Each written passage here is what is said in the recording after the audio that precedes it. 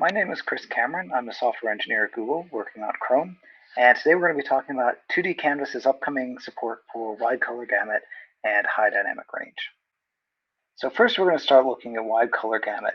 And a good place to start is all the wide color gamut content that's out there on the web already. So the first place where one is likely to encounter wide color gamut content is in media. Images, PNGs, JPEGs, other image types, include within them, or can include within them, a color space. And that color space can be anything. And so that's one place where wide color gamut content already exists on the web. Another place where wide color gamut content already exists on the web is in CSS colors. So most people are used to writing colors in CSS using the #840628 syntax, or using the RGB 132.640 syntax. One thing that's kind of clear about this format of writing color is that it's 8-bit.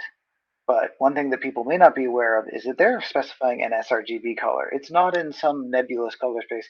These colors are in sRGB. And in CSS color level 4, which has been around for quite some time, there's the ability to express CSS colors that are not just sRGB.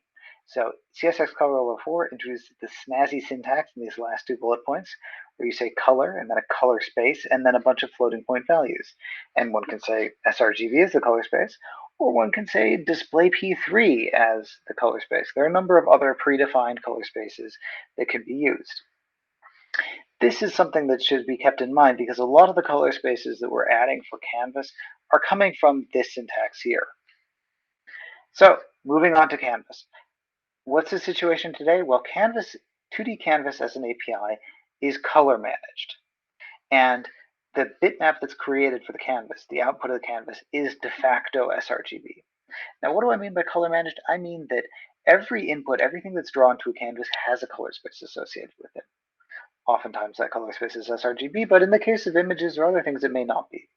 And by color managed, I mean that all those inputs are converted from whatever color space they're in to sRGB when they're drawn.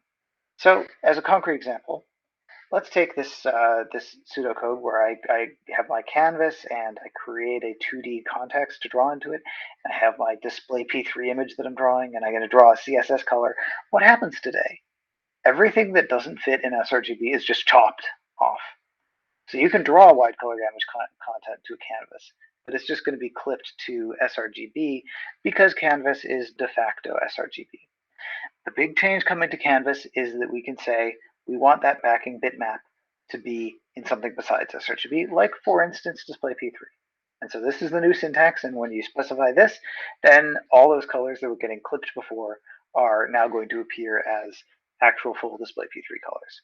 Very small change. Similarly, for the image data API, this is an API that allows you to represent a bitmap image for mostly CPU side pixel manipulation. It too is de facto sRGB. So if I were to have this code where I create an image data and I write these pixel values that I'm writing are sRGB values. And when I call put image data, which is going to draw this image to the context, this data is considered sRGB and it's going to be converted to whatever the canvas is. And one thing that people will probably want to do is to be able to specify image data that is not just stuck in being sRGB. And the syntax for doing that is just this. And when you create this image data, the image data has an attribute that's going to be the color space. And all the data is pixel data in that color space. So the meaning of these pixel values changed from before, when there was no color space specified and it was sRGB by default, to after, when now these are display P3 pixel values. The final API that's being changed to add support for wide color gamut is image bitmap.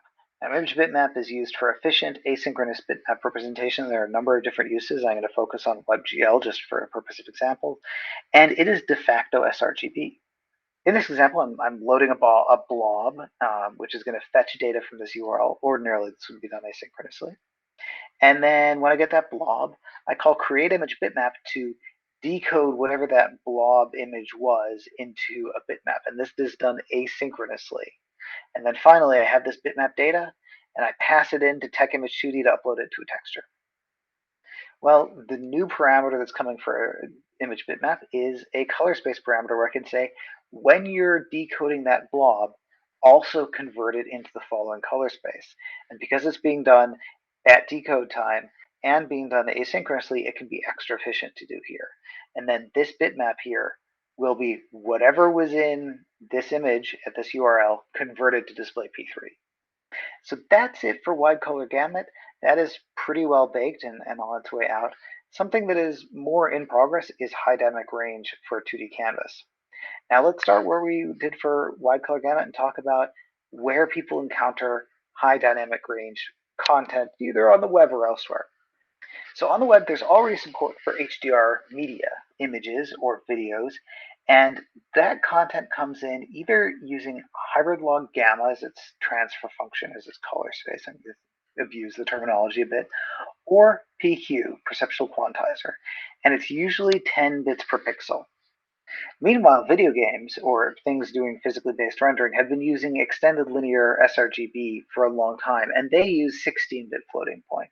And so they allow for writing values that are greater than 1. So if you write the value 2, that's just going to be twice the brightness of 1, whatever 1 is. And so what's the proposal? Well, we need more color spaces and we need more bits. So a proposal is to add new color spaces with Rec 2100 HLG and Rec 2100 PQ as color spaces, also sRGB linear as a color space. And for creating a 2D context, we're going to want more than the 8 bits we get by default. So one option would be to have 10 bits per pixel, or alternatively also to have 16 bits per pixel. These are all options that we're considering. Now, high dynamic range has some complications. For one, it uses a lot more power.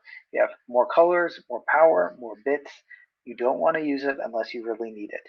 So we're going to make sure that it's something that the user opts into rather than making it something that we try to intelligently detect. Fingerprinting makes things a lot more complicated for high dynamic range. A lot of times when people want to generate HDR content, something they want to know in order to use it all throughout their pipeline is, for instance, the maximum brightness of their display. And that's something that we can't actually give in all of its bits to web applications because that's a lot of bits for fingerprinting. And then a third thing that makes life more complicated is how do you convert between these HDR color spaces? We have PQ, we have HLG, we have just regular SDR, and we have this extended linear space. There is a spec ITU2408 that is an option to be considered. It may not work for everyone, and for the people it doesn't work for, it adds a lot of complicated math. So that brings us back to the front page, which is what we talked about. We talked about wide color gamut. We talked about a high dynamic range in the context of 2D canvas and what's coming down the pipeline for that. Thanks for taking a listen. And I also want to thank a number of people who've helped a lot with educating me and also with coming up with these specifications. That includes, but is definitely not limited to, Joe Drago at Netflix, Lars Borg at Adobe, Ken Russell at Google, and Jeff Gilbert at Mozilla. Thank you.